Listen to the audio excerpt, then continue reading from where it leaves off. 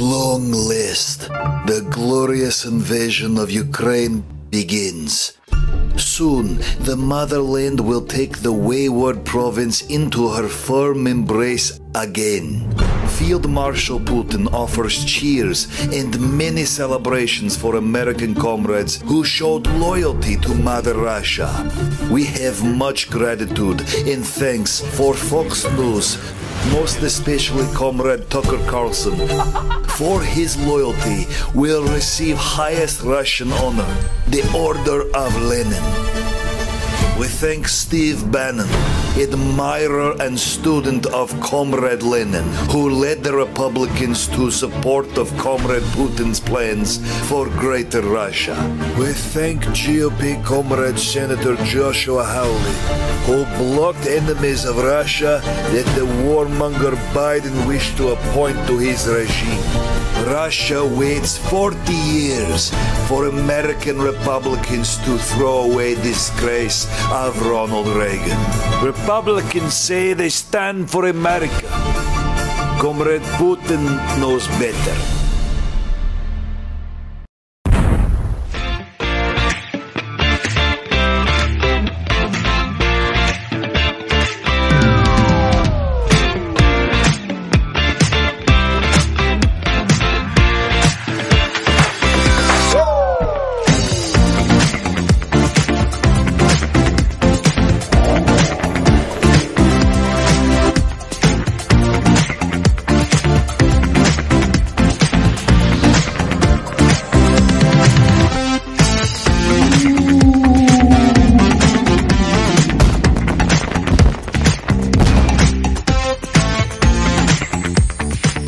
Hello everybody, it's Jeff.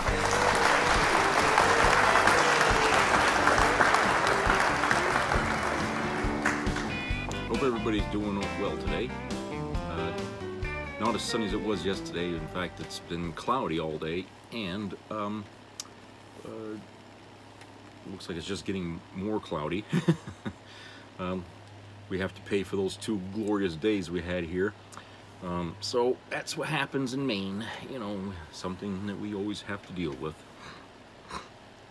So hey, today they confirmed Ketanji Brown Jackson to the Supreme Court, finally. Okay, so we can stop listening to the circus here that's been going on in Washington here about her being appointed there. She just has to wait till the person that's retiring is officially retired before she could take that seat. And that should be pretty soon here anyway. So, yeah, Republicans are mad that, you know, that she got picked, but, you know, I think 3 of the Republicans from their side of the aisle actually voted for her being appointed there. So, you know, kudos to the Republicans. One of them was my state senator here, Susan Collins, whom I often don't agree with, but at least she did something right here by voting for her. I suppose there's got to be a reason for that. You know, who knows? She often sounds like a person who speaks from the heart, but a lot of times the decisions she makes in Washington seem kind of heartless, but that's for other people to decide, I guess. So President Obama today was talking about the war in Ukraine, and he you know, he said that, you know, basically that, you know, that war over there is a symptom of our complacency in the United States for not defending democracy there when it was developing. And I think that's part of the answer. I think Obama is right with that, but I also think that we also had people in the government who were actively supporting Putin when he was president, and that one would be the former guy, Donald Trump. Okay, this was a guy who was basically in bed with this asshole over there, and you can't tell me that didn't play a part in, you know, Putin suddenly wanting to do this thing here in Ukraine. Okay, Trump was actively, you know, curtailing democracy for his own gain. I mean, he was using Putin's leverage to get dirt on Joe Biden when he was running for president. Okay, so he worked with him to get that stuff. And so that right there is a sign of another side of Obama's argument that I think, you know, you have complacency where we weren't really paying much attention to what Trump was doing, and we had active traitorism going on in the White House from the former president, and the two combined was obviously going to lead to disaster somewhere in the world. And it just so happened to be that Ukraine would be the recipient of our country's inability to defend democracy and to weed out traitors in our own midst. Okay, that's what happens. See, when you vote for people to run your country and they don't do their job honestly and they don't do it by the rules, that's what happens. It may not affect the United States as much as it could affect somewhere else in the world.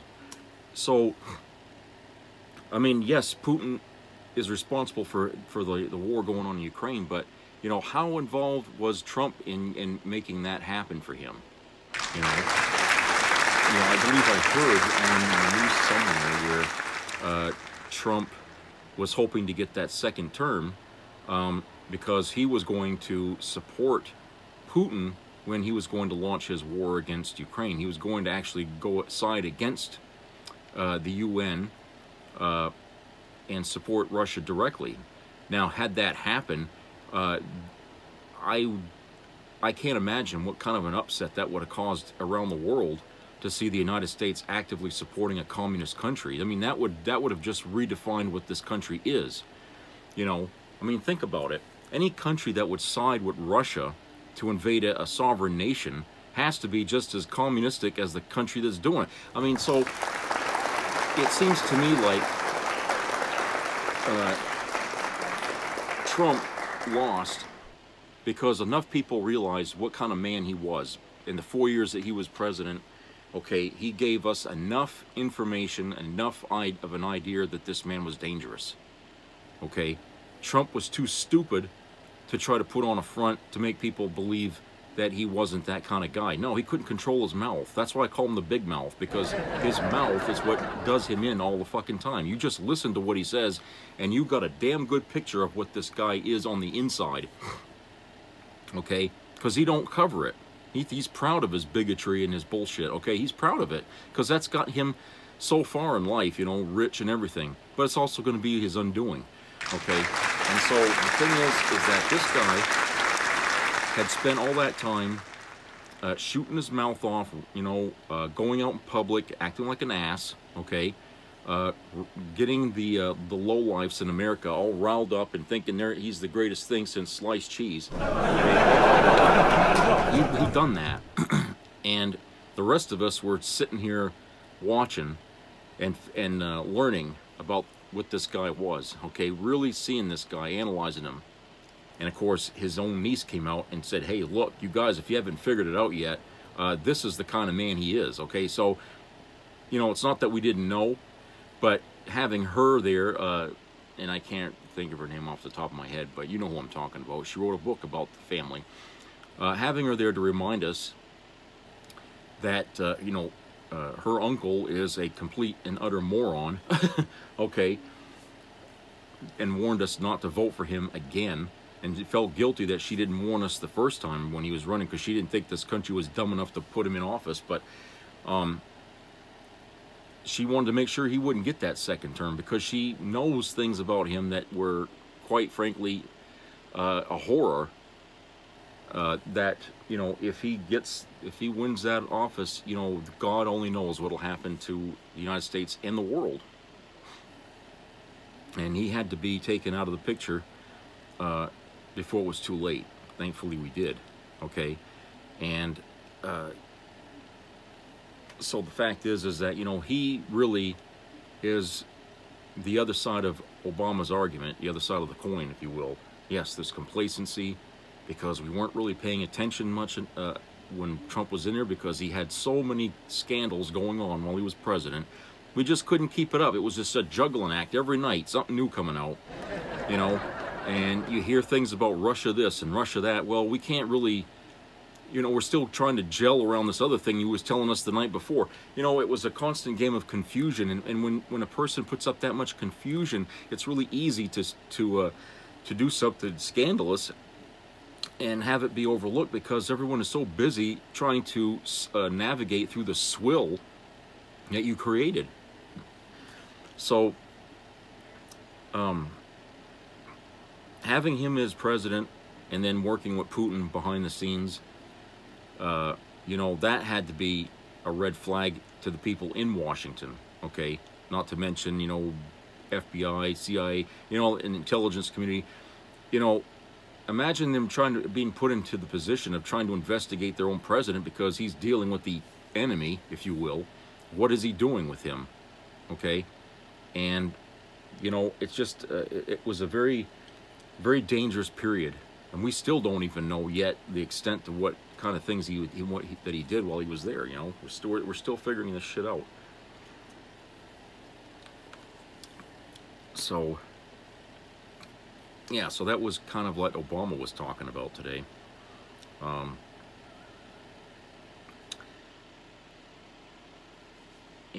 So we had this was a poll that came out here.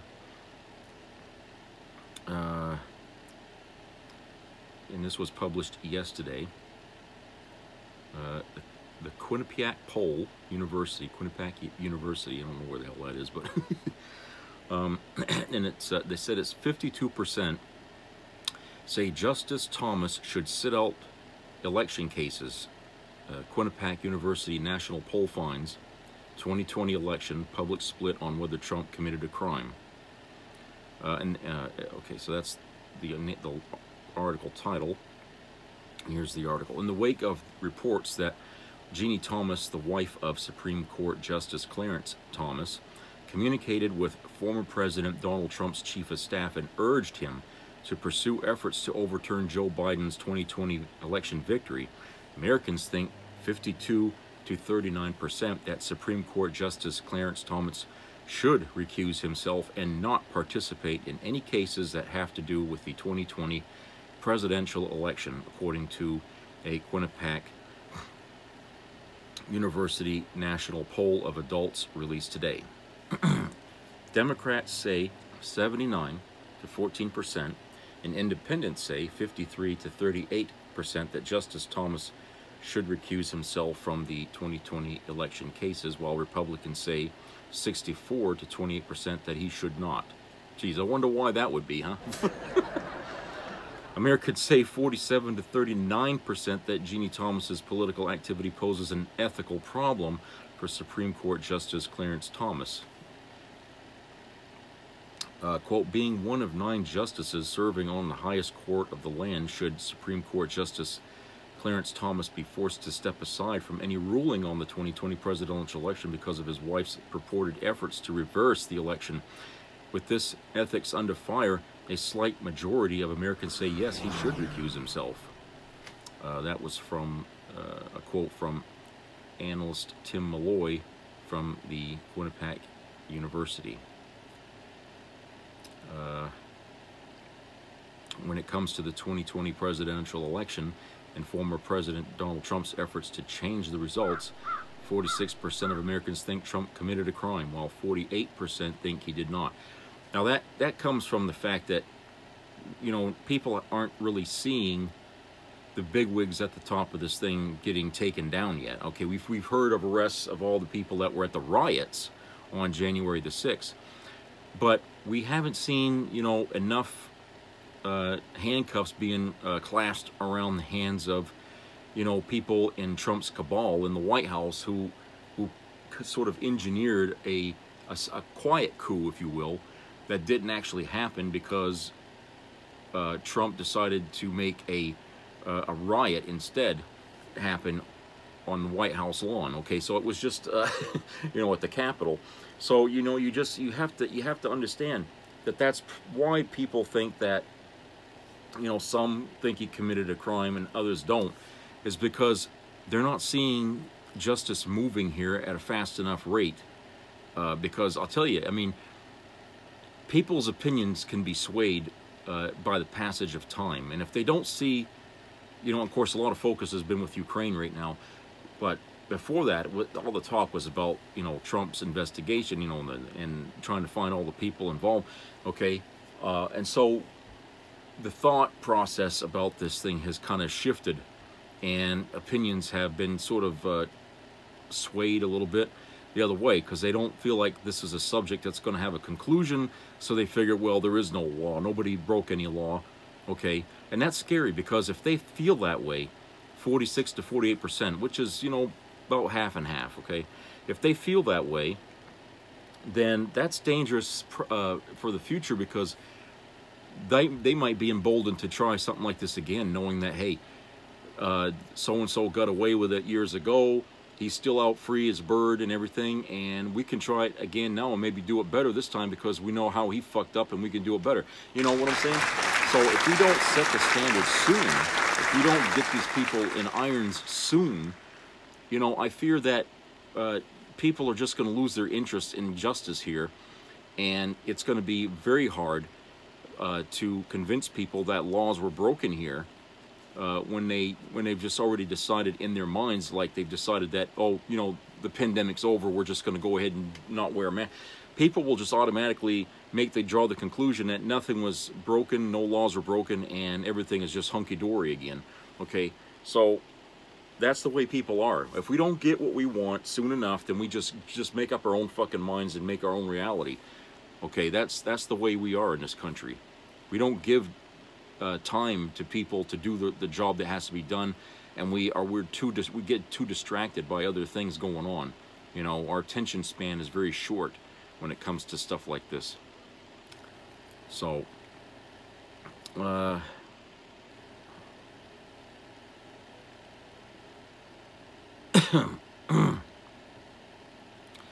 so here's a quote from Malloy. Quote, from the storming of the Capitol on January the 6th to his tape-recorded efforts to reverse results in Georgia, former President Trump has faced ethical questions regarding his post-election behavior. But did he break the law? Americans are closely divided on whether or not he did. So, yeah, because like I said, they haven't come to an answer here on this. They're dragging their heels. I don't care what the excuse is. This thing they should be closer to an end result here on what's going on here than they are. Okay, I realize, oh yes, there's a lot of people involved, and there are a lot of important VIPs involved in this, and we got to tiptoe around them bullshit. Okay, you don't tiptoe around criminals. They don't tiptoe around people, average people, for when they're accused for breaking the law, do they? So the wheels of justice should turn just as fast for somebody in the White House as it should for somebody that's homeless and going around killing people. Okay, I don't care who you are. You know, the wheels must be turning. This should have been resolved months ago. All right. Just because, you know, there's a lot of people involved doesn't mean we can't multitask in our government. Okay, it's just the will to do what has to be done is just so weak, because everybody's afraid of the repercussions of going after VIPs. Okay, they're scared as shit, you know, about that, and that's the reason why. You know, that's the point. When people commit crimes, and they are people of such high stature that the wheels of justice are too scared to turn, okay, then what kind of justice system do you have, really? You know, where do you think that's going to lead the whole country when justice is too afraid to move because of who and what you're going after, you know? And this shit happens in small towns when you're trying to go up against the mayor. How many fucking, you know, documentaries do we see, like, on TV about, you know, crime and justice, and something happens in a small town where a mayor is involved in some kind of pedophilia ring or something, and look how long it takes to get these people punished. You know, it takes forever because these people are of such a high stature that, you know, even the law is afraid to touch them. Okay, and because they got such political clout that, you know, they can bring harm to, you know, things. You know, this the same story. You know, the same goddamn story.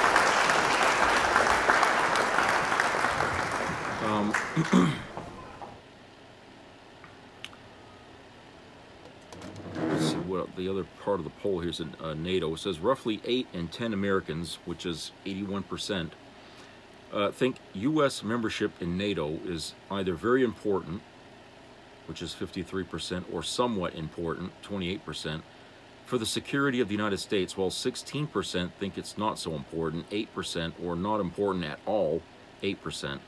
Roughly 2/3 of Americans, 68%, view NATO as playing an important role in global security and that the United States should remain a member of NATO, while 24% say other NATO countries don't contribute enough as members and that the U.S. should be independent from NATO. Okay. These opinions here have been around for a very long time. I have to say, since the 90s, I've heard, high numbers like that on these opinions here. And it's kind of split almost down party lines. I mean, yes, there are some crossovers, of people, some Democrats and Republicans sharing an agreement here on some of this, but mostly the Republicans want the United States out of the NATO, period. No questions asked. They just want us out. Okay, while the Democrats feel that, there is something good that can come out of being part of it, because after all, the United States is a large muscle for NATO with all the other countries, that NATO wouldn't even really be something of importance if the United States wasn't a member of it. Okay, but Republicans, they don't want to play by anybody else's rules, and that includes NATO. And it just so happens that, like I was just talking about before, how Trump was playing footsie there with Putin while he was president. That's a sign right there that, and that he doesn't really give a shit about NATO either. Okay, look how he treated the president of Australia while he was in office. I mean, Christ. I mean, it's just, this is a guy that really saw no interest in that, and I think everybody that supported Trump felt the same way about it. So, yeah, there is a part of our society that thinks the United States should step out of NATO. Whether or not that's a good idea or not, well, that all depends on you all out there, your individual opinion about that. Personally, it can be a hindrance and it can be a benefit, depending on what it is we're trying to do with NATO.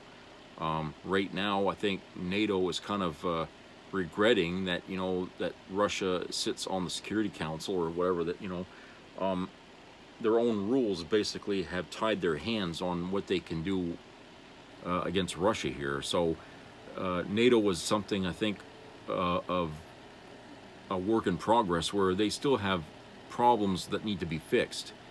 And right now is the worst time to be working on these problems to fix, while so many war crimes are being committed in Ukraine right now. It's terrible.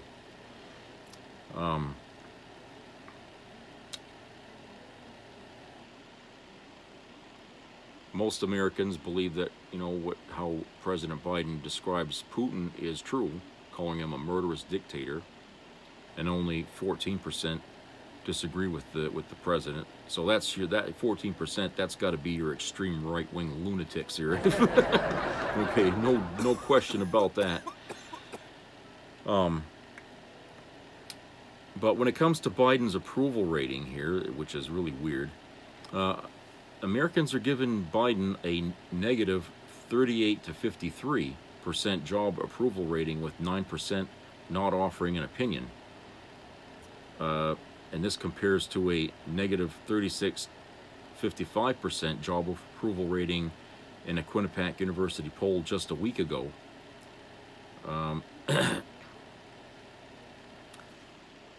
And when they were asked about the handling of 3 issues, the response to the coronavirus, they approved, while 48% approved of the way he handled the coronavirus, 47% didn't approve of it. The response to Russia's invasion of Ukraine, 42% approved, while 50% disapproved. The economy, 35% approved, while 59% disapproved. Now, the economy part is basically the reason why that's such a big gap there, is because the right wing has been beating the shit out of the economy all winter, all spring, okay, for months and months now. But you know, they're showing that the economy is chugging along here pretty good, and as they show that there's people picking up jobs everywhere, even though, like I mentioned before, the jobs they're getting are not like high-paying jobs. I mean, some of these people are picking up 2, even 3 jobs just to maintain a standard of living here. But people are working, okay? But you know, the right wing is obviously trying to trip Biden up in any way they can. So that's the reason for the big disapprove of the handling this. When it comes to Biden's personal traits, Americans were asked whether or not Biden cares about average Americans. 48% says he does. 49% says no. They asked whether or not Biden is honest. 44% say he is honest, while 50% say he is not. Whether or not Biden has good leadership skills, 39% say he does, while 57% say he does not. So, yeah, he's losing ground in a lot of areas that's important if he intends to win a second term as president, okay? I'm not really sure about, you know, leadership skills or something. I don't think anybody in this country really knows what leadership skills are when they vote for somebody like Donald Trump for president, okay? So, when it comes to that, I don't think you can trust the numbers there. Especially the other part where they said he's not honest, really. You know, as far as I can tell, you know, Biden hasn't really been dishonest about anything. As far as I can think, you know, what I can think of, he's been out front. He hasn't tried to hide anything while he's been president. The only thing I think he's been kind of rallying the wagons around is his son Hunter, from all this criticism coming to him from the right. But that's a personal thing that doesn't really factor in, you know, his job as president and what's going on now. I mean, that's just a family thing that the Republicans are putting on him right now. But everything else, I mean, he's been, you know, he's been doing well. You know, like I said, I would never have picked him as president because I never really thought that you know, the ideas that he had, you know, when he was running with Obama for vice presidency were really, you know, feasible or something, you know. Of course, all the interest was about Obama at the time and not really Biden. I mean, nobody really pays much attention to the vice president running to see what, you know, what they're going to do. So I think early on, I mean, I just saw Biden as one of those lifelong senators. You know, he may know the ins and outs of the Senate, but, you know, as being a president or a vice president, that's, you know, that's a whole different ball of wax here. So,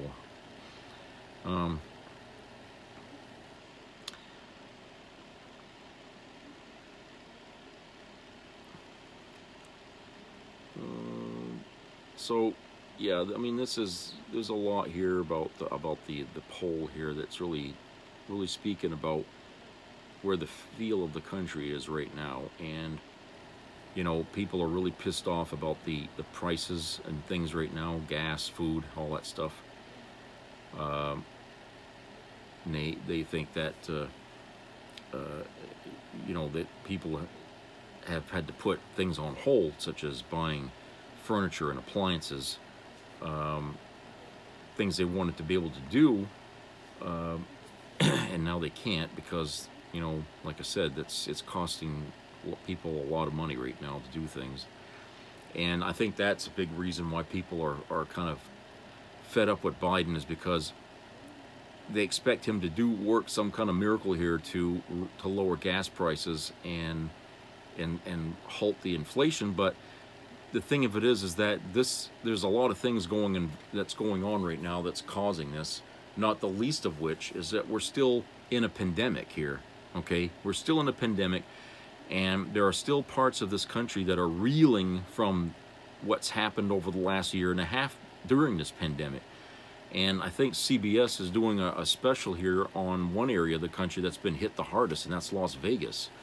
Okay, and that town there is like almost a ghost town because of, you know, all the jobs that were lost. How there's really hardly any tourists there now, and it's struggling to get back above its head above water. I mean, they just had a big major hotel there folded here recently down there. I mean, and this happened, you know, when the pandemic began, and it's still struggling to keep afloat. So when you got something like that, a vacation spot that's having those kind of hard times, you know, you can't just say that, you know, oh, things should be better, you know, now because, you know, it's been over a year and a half since the pandemic, and that's over and done with. No, it's not over and done with. Okay, the pandemic is still here. Look how many people got sick here in Washington D.C. here just a couple days ago, come down with COVID-19 here. Okay, so it's still out there. You know, you got 16, 17 people all got sick because they were at some damn party somewhere in Washington, and the next day they all tested positive for COVID. So it's still floating around out there. We're not out of the woods yet here, okay? But people want to be out of the woods, and that's why they're arrogantly just deeming the thing over, and it's not.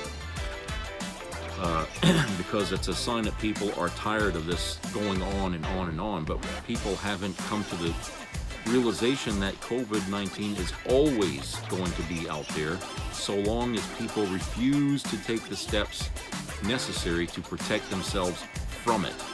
Okay? You know who I'm talking about. And the thing of it is that as long as there's still, you know, half the country is still not vaccinated, they're still not paying attention to what doctors and people that know better than they do on what they're supposed to be doing. As long as they resist, okay, COVID's going to be alive and well and living and thriving in this world for generations to come. And it's going to keep evolving and evolving to the point where one day it just may not be curable, and it could get us all. You know, and that's what, you know, I think these arrogant idiots are trying to do in the first place is, you know, just rather see the world come to an end, I suppose. Anyway, let's go to a commercial break. We'll be right back.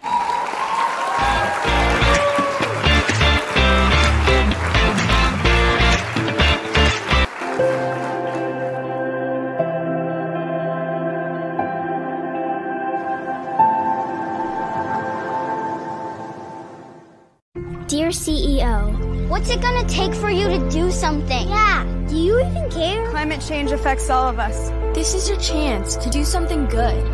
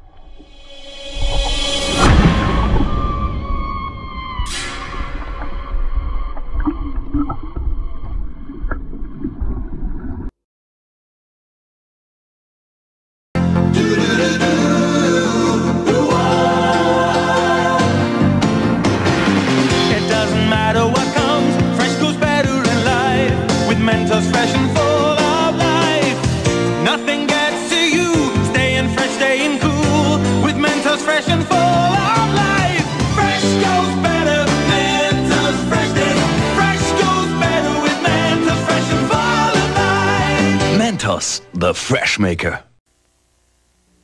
Be a part of the entertainment value of a lifetime.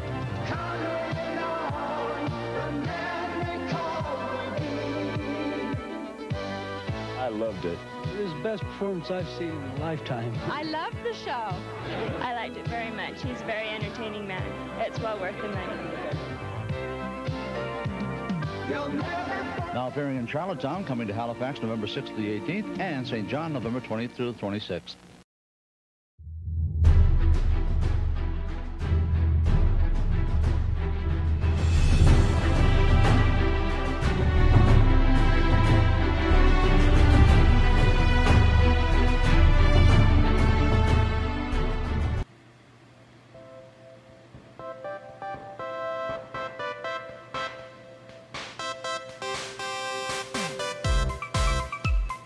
Okay, everybody, welcome back.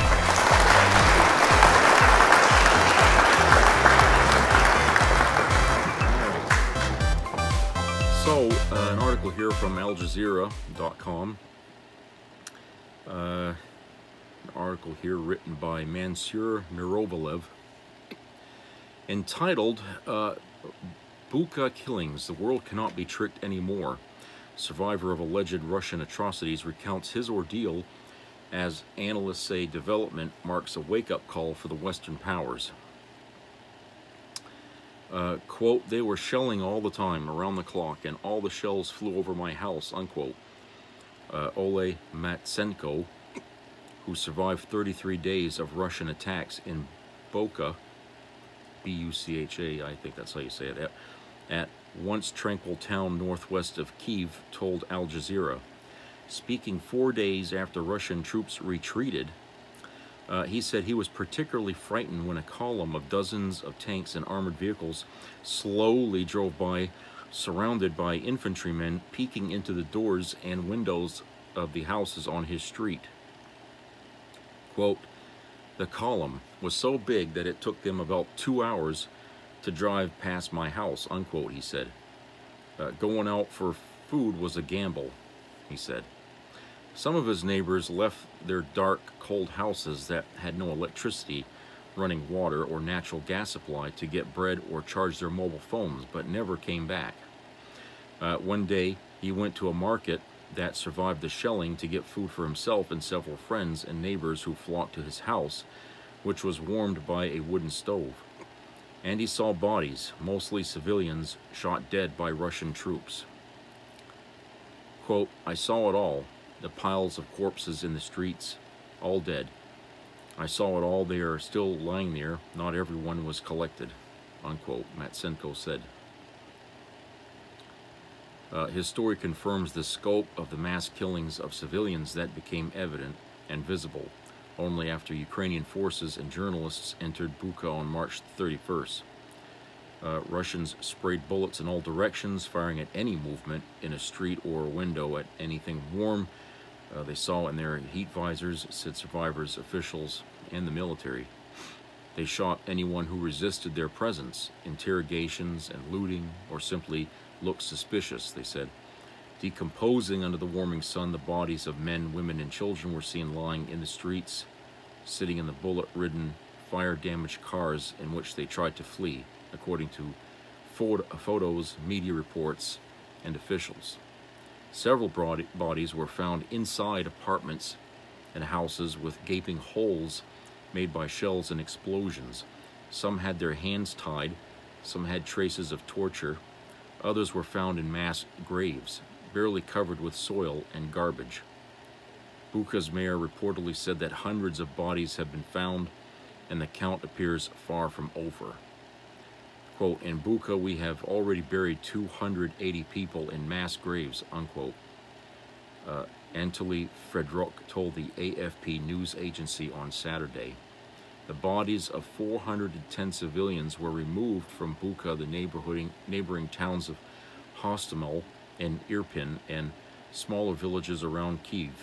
Ukraine's prosecutor general Iriana Fendyktova said on Sunday, April the 3rd.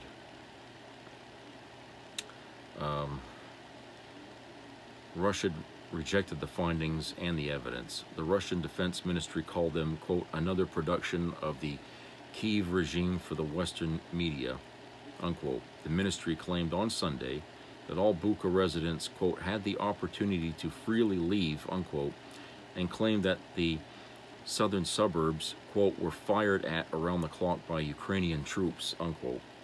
Ukrainian intelligence claimed on Monday to have retrieved the names of all Russian servicemen from the 64th Motor Rifle Brigade, which seized Bucha and carried out the ostensible murders. Quote, every Ukrainian should know their names, unquote, the main Department of Reconnaissance said on Monday. Observers already compared the mass murders to the horrors of World War II or the Yugoslavian wars of the early 1990s. The only difference was that the Russians never collected the bodies of their own soldiers. Quote, the specifically Russian thing is that after a month of being in Hostomel, the Russian army never cared to send home or at least bury the bodies of Russian special forces who died in the first wave of landings, unquote. Nikolai Mitrokhin, a Russian researcher with Germany's Bremen University, told Al Jazeera. The reported killings in Bucha and neighboring suburbs have been compared to the 1995 massacre of some 8,000 Bosniak Muslims by the ethnic Serbian militants in the town of Srebrenica.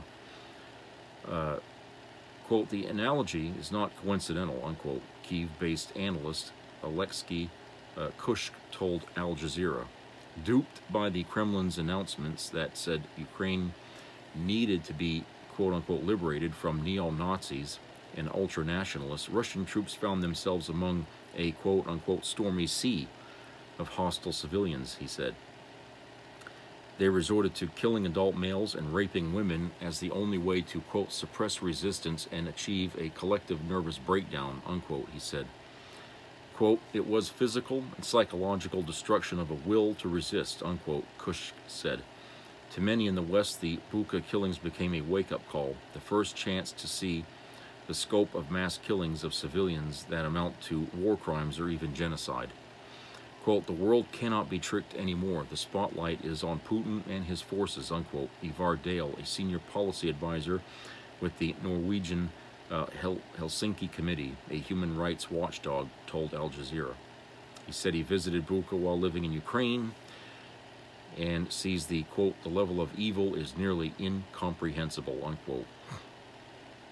And, quote, we demand a thorough international investigation and we demand justice for the victims of these war crimes, unquote, he said. 5 days after its liberation, Bucha is still not safe, has no power, water, or gas supply. Quote, just now, less than half an hour ago, there was a shake so strong that my house jumped up. But where it blew up, I don't know. Maybe a cruise missile flew in, unquote. Matsinsko said on Monday, something blew up strongly, but just once. So, I know that President Zelensky had said in a televised speech, I guess, that he was glad that they were putting more sanctions on Russia, but he still insists that they need more help down there. And from all accounts, I agree. You know, things are really bad, worse than what we really know here in the United States. I mean, obviously they're keeping some details out from public ear because of the sensitivity of it, but there's a lot of nasty shit going on over there, and you know, Zelensky is aware of it, and I'm not sure he really knows how much the American people know about it, but you know, perhaps if we saw more of what was going on, maybe the momentum of what our country's doing would change, and maybe, you know, more Americans would be able to convince the White House, NATO, whoever, that, you know, we need to be doing more to protect that country, you know, not just feeding them weapons, you know, to continue a fight. I mean, which, you know, it's been working. You know, it's keeping the Russians on their toes. I mean, they're you know, it's sort of been kind of a stalemate situation a little bit, but it's not ending anything, okay? And there's still Ukrainians in that country who have not fled, all right? And at some point, you know, Zelensky is going to need you know, his forces are going to need an edge, you know, here in order to push the Russians out of his country. But he's also going to need a force to be able to make sure that they stay out of this country, which goes back to my original suggestion about bringing in NATO forces to push Russia's military out of the country, and then setting up a barrier, a neutral zone, if you will, like we did in North and South Korea, to keep, you know, and have that, you know, basically run by NATO. All, you know, so if, you know, if they cross over, it's war. Basically set that up to keep him out of that area. And the only way we can do that is to push, like I said, push his military out of that country. And then once we get it out, you know, then we can set up a zone where if they try to cross again, then the rest of the world can declare that an act of war, and then that would bring all of the countries against Russia to basically, you know, bring that defense to a point where they can't break through. And I feel like that's where we should be going, right in that direction right now. Not so much by supplying Ukrainians with tanks and stuff like that. They got a lot of weapons that, you know, frankly are very effective, but Russia's going to be using weapons that obviously are going to be against NATO rules and war crimes, like chemical weapons, I'm sure. And instead of doing something to prevent that, they're just going to write that up as another list of things that they're going to charge Putin with when this thing is over. But it's not going to be over unless we're committed to stopping it. So we can't get to that point of charging anyone with anything unless we can bring about a ceasefire or a defeat of Putin's forces, period, you know. Until that happens, we can't really enact any kind of law or any justice here for all the shit that his military has been doing in Ukraine, trying to demoralize Ukrainian citizens. So until that's done, until we can stop this, you know, he's just going to keep, their military is going to get away with it. Putin's going to get away with it, you know, and enough, you know, and that's all that can be said about it. But you know, it's sad that, you know, Putin is just the kind of guy who would essentially have his military rape his own mother to get her last dime out of her fucking purse. I mean, that's the kind of guy he is. And like I always said, every leader in that part of the world, from the Soviet Union to Russia to the Russian Federation, you know, all these people that ever ran that part of the world have always were dictators, okay? They were evil, hateful, you know, warmongers. And that's all that fucking areas of the world seems to know, is to fight dirty. You know, when they go to war, it's not a war that, you know, military against soldier or military. It's about, you know, going after the small guy, going after the children, going after the elderly, destroying schools and hospitals. I mean, that's what they target, okay? What they do is they ratchet up the level of anger against them to the point where they get more backlash from it than they can handle. You know, what they're doing is the wrong thing for more ways than one. It doesn't help their effort for what they're doing if they start angering the rest of the world by killing innocent people. That's only going to encourage more resistance against him, and before you know it, they're going to be overwhelmed, you know, with resistance that they will lose. Okay, they're stupid that way, but that's the way they fight. You know, they try to hit between the legs, you know, or something. You know what I'm saying? That's how they do things. And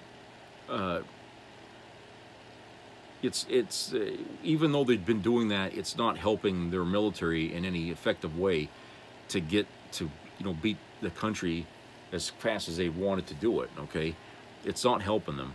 In fact, the momentum against the Russian military itself has only increased as people are just getting madder and madder at the brutality of the military, the Russian military. Now they're, you know, they don't care. They don't want to negotiate. They don't want to try and understand why these people are fighting. They just want to get them out of their country any way they can, you know. So Putin is creating a whirlwind here that's going to come back on him in a bad way here, and it's going to be a disaster of his own creating, you know, of his own creation, and that makes him a real idiotic kind of war leader, because he doesn't think repercussions in the long term. He's looking for short-term gains here, which is pretty much how he started this thing out, figuring, oh, we'll have Ukraine conquered in a couple of weeks.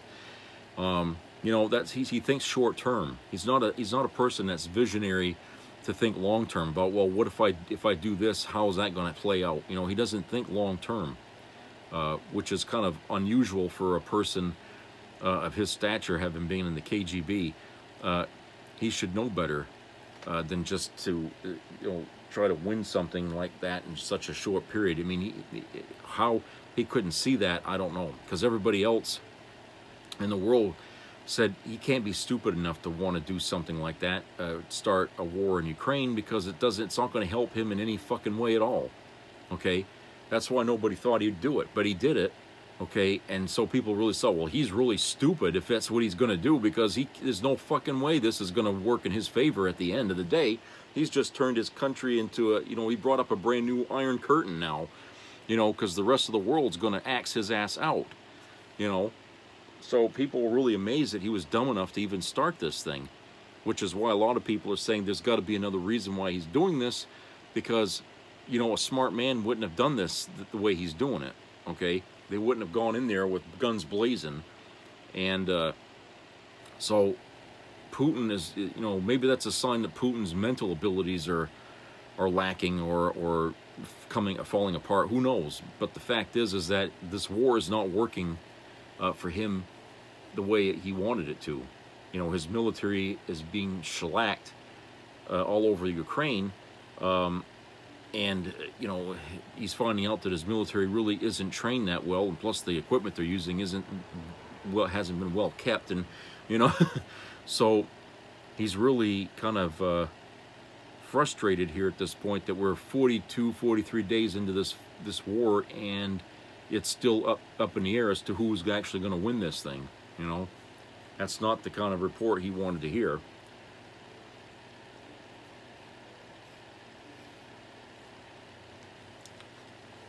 So, I don't think he also figured that Ukrainians would be this convicted in trying to save their country either. Because there's a lot of civilians that are fighting back against the Russians as well, and they weren't expecting that either. So, you know, his military hasn't really thought this through. Their generals, I don't know what the general, I mean, our generals are laughing at their generals right now over there. You know, they say they must be as dumb as can be, that they've been doing shit this way. So, yeah, it's a mess. It really is a mess, and it's not a wonder that Zelensky has been asking the United States for more help, or the UN for more help, because he can sense that we got the Russians basically, you know, in the trenches, so more or less. Okay, we're dealing them some serious blows. We just need a little bit more, and we can possibly push them out of our country. You know, he's on the ground. He sees the momentum. You know, it's hard for the rest of us to see it because we're not there. We don't, you know, it's like a football game. Except that in a war, this isn't being televised 24/7 here, where we can actually watch this play out, you know, quarter by quarter. This is something that only if you're there, you can know, you can feel, you can sense you know, how things are playing out. And Zelensky sees that victory is possible if he can get enough help to actually push back any Russian initiative, any Russian advance, you know, any further advances. And he wants to do it quick before they can start bringing in some heavy artillery and possibly some, you know, ordnance that's not allowed in our world. But, you know, that's That's what he's seeing, and he knows the casualty count is only going to get larger if they stay in that country trying to duke this out over a long period of time. I mean, that's living with that reality as a leader of your country. I can't imagine what that's like, you know. I can't imagine. I mean, the kind of the amount of pressure that's got to be on him to try to succeed here is got to be enormous. And the fact that, you know, he's getting help and stuff, but it's, you know, when you're actually the one being shot at, okay, you don't really know what it's like. Where when you ask somebody to help, you don't want them to just give you another gun. You want them to put a shield in front of you or something to stop bullets from, you know, possibly hitting you. And that's kind of what he's seeing, is that, you know, he's screaming for help, and all he's getting is somebody trying to hand him a gun. And what he really wants is a wall in front of him and the fucking opposition, you know, so you won't get hit with a bullet, you know. And that's what he's hoping that the United States and NATO will do, is they will, you know, get themselves involved in creating a new wall of defense against the Russians. Okay?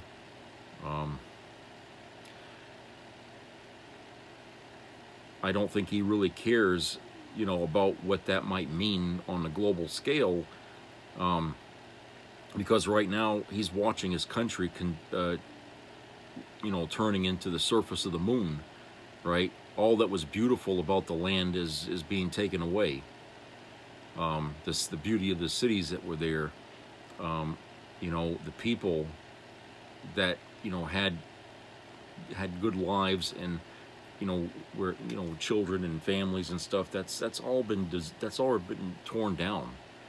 Okay?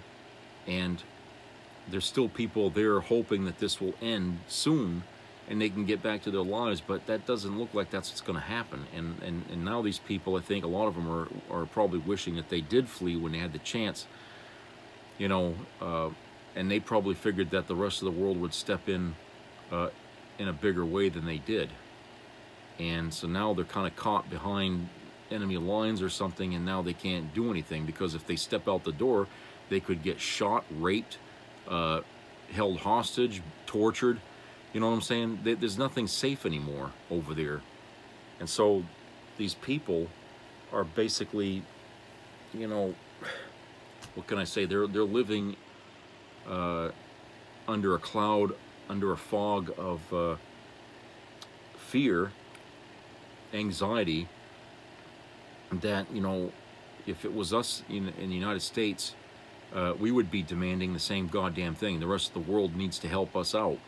Okay, and, you know, we wouldn't give a shit if it started a nuclear war. We would just want somebody to protect us. Okay, we just can't afford to think about everybody else in the world if we're the ones under fire. Okay, we can't afford that, because it's our country under attack, and we need help. We need assistance. I mean, that's the thing, you know. And if we're part of NATO, and NATO is supposed to be defending democracy, then they need to do just that. And sanctions, for whatever they're worth, they might be impacting the country economically, but we're not seeing the impact here. We're not seeing how this is playing out in Russia right now. We're not seeing how this is affecting the oligarchy over there, or if it is at all. I mean, we know that they've been hiding assets all over the place so they wouldn't be touched by the sanctions. So, you know, how do we undo that? How do we go after more people to stop them from buying oil from Russia? I mean, because they say they're sneaking out oil with tankers, you know, that aren't using they got their trackers turned off or something, and they're catching them, sending oil shipments to other parts of the world. You know, like I said, there's got to be more done. Okay, there has to be more done than that, because Ukraine is at a clock. There's a clock ticking on Ukraine. They can't last this thing out for months and months and months. It has to end soon, otherwise Russia has a better chance of taking that country if this drags out too long. And it's certainly going to cost the rest of the world a lot more if we let this drag on and drag on, okay? I mean, we're basically fighting our World War III right in Ukraine.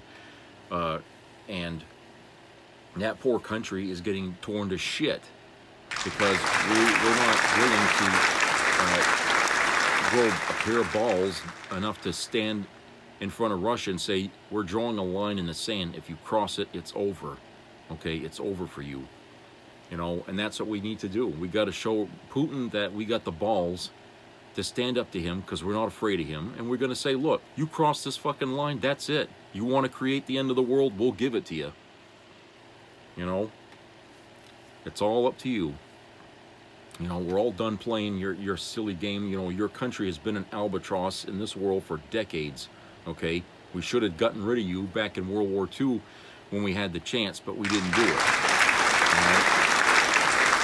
So I think, you know, we're at the point now where we're going to have to, you know, own up to our responsibilities here to defend democracy and do what we have to do is right. And if it brings about the ultimate war, then hey, that was already in their plan for us. You know, humanity isn't perfect. Eventually those bombs are going to get thrown out there at some point in the future, okay? You know, what is made is going to be used, okay? There's no question in my mind that the missiles sitting in the silos one day are going to launch, okay? They're just gonna, you know? And so if we're going to be the ones that see it launched, then hey, don't cry about it. Just know that we failed in our attempt to try to smarten the rest of the world up about what's going to happen when we use those things, all right? And once things like that are made, you know, it's going to be used. It's like putting a gun in somebody's house. That fucking gun is going to be used at some point to kill somebody or to shoot at somebody and kill them. Or, you know what I'm saying? When you put something in the environment, it's going to change things. And since every damn country in the world practically has nukes, you know the future is going to be that. Nuclear war at some point is going to happen, okay? That's the one thing nobody wants to fucking get in their head and realize and understand, that it is going to happen at some point, because the bombs are there, they're all set to go. So, like I said, if that's what Russia wants, that's what we should give them, you know? So anyway, that's it for today, and hopefully everybody has a great rest of the week and upcoming weekend. So I will talk to you again later, and keep your ears open for any local COVID-19 news. Like I mentioned before, the pandemic is still going on. It's not over yet. People are still getting sick and dying. There's people right here in my own state that have died. You know, over a couple hundred people already have gotten sick and died from it, just in this last couple of months here. So it's still in play. Don't delude yourself into thinking that it's over. It's not. So if you want to subscribe, go ahead and do so that way you'll get a notification that I've put up a video. And again, take care of yourself, and I'll talk to you later. So take care. Bye-bye.